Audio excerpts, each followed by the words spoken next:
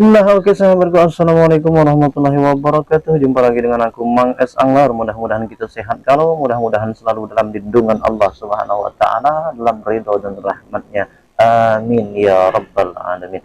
Nah, oke sahabatku, kali ini kita akan kembali mempersembahkan video-video terbaru ya sahabatku, video-video menarik seputar Pilpres 2024 ya sahabatku. Nah, sahabatku, sama-sama kita tahu sebentar lagi kita akan memasuki masa tenang ya sahabatku.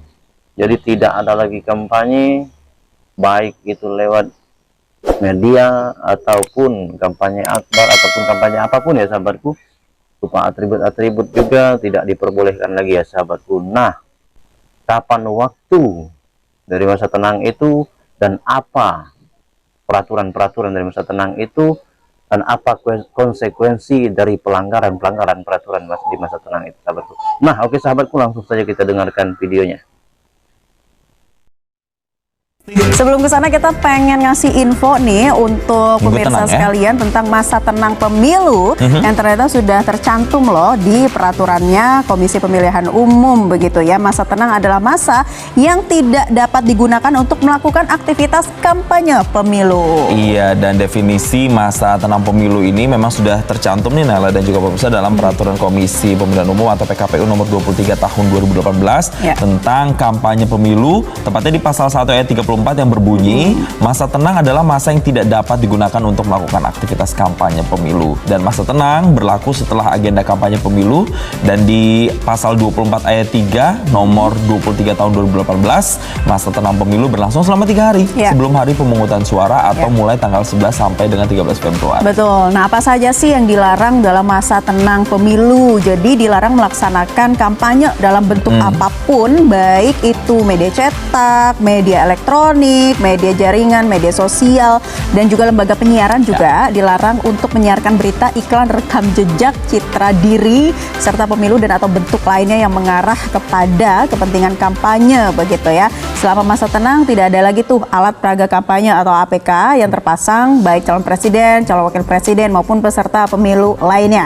Dilarang juga melakukan kegiatan yang dapat mempengaruhi pemilih seperti pemberian hadiah atau barang serta penggunaan fasilitas negara untuk kepentingan kampanye. Ya, jadi kalau misalnya nanti teman-teman pemirsa yang masih melihat misalnya APK di Minggu Tenang di tanggal 11 sampai dengan 13, itu laporan aja langsung ke Bawaslu, karena kan itu adalah bentuk pelanggaran ya. Di masa tenang itu sudah tidak boleh lagi alat peraga kampanye itu berseliweran begitu ya di jalan-jalan. Begitu pula dengan media, baik itu media cetak, media elektronik, media mainstream begitu ya, itu juga dilarang untuk kemudian menyiarkan konten-konten yang menguntungkan atau merugikan peserta pemilu. Nah, tujuan dari masa tenang ini adalah agar pemilih benar-benar bisa melakukan pemilihan atau pencoblosan pada 14 Februari itu sesuai dengan kata hati ya, sesuai isi hati tanpa tekanan dari pihak manapun. Mungkin boleh ya dalam masa tenang itu berkontemplasi begitu ya, memikirkan lagi mau milih coblos siapa.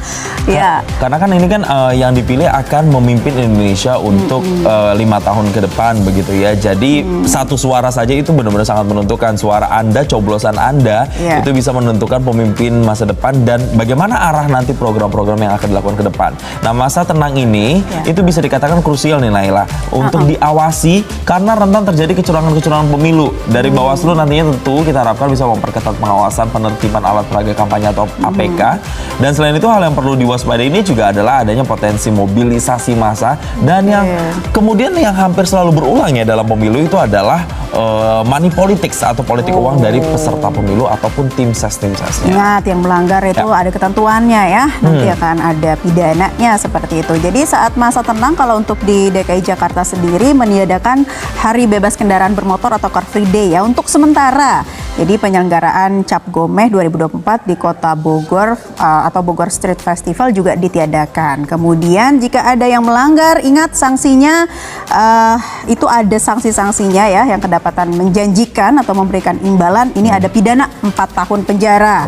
Kemudian juga orang yang melanggar masa tenang pemilu akan dikenakan denda paling banyak sebesar 48 juta rupiah. Yes, jadi ada dendanya, ada juga hukuman pidana penjaranya begitu ya. Jadi benar-benar harus diperhatikan ini baik untuk peserta pemilu dan juga tim sesnya agar hal-hal tadi benar-benar diperhatikan. Ini kalau kita lihat gambarnya kan masih ada bendera-bendera parpol, masih ada foto-foto spanduk-spanduk caleg misalnya atau spanduk spanduk paslon. Nanti ini tanggal 9 sampai dengan tanggal 13 itu harusnya tuh udah nggak ada. Udah nggak Ya, ada, ya. jadi ini benar-benar memberikan waktu untuk masyarakat untuk benar bisa berpikir secara jernih, dan kemudian nanti tanggal 14 baru deh nyoblos tanpa adanya tekanan. Kita harapkan Ya. kecurangan-kecurangan pemilu ini tidak terjadi ya, seperti yang mungkin narasi-narasi yang belakangan ini memang banyak beredar terkait dengan dinamika politik saat Ya, ini. makanya sebelum masa tenang mungkin yang ingin kampanye akbar dulu silahkan Ya. gitu ya. Tapi ketika masa tenang sudah tidak ada lagi seperti itu ya, untuk hari tenang sebelum pencoblosan. Nah, oke sahabatku, itulah tadi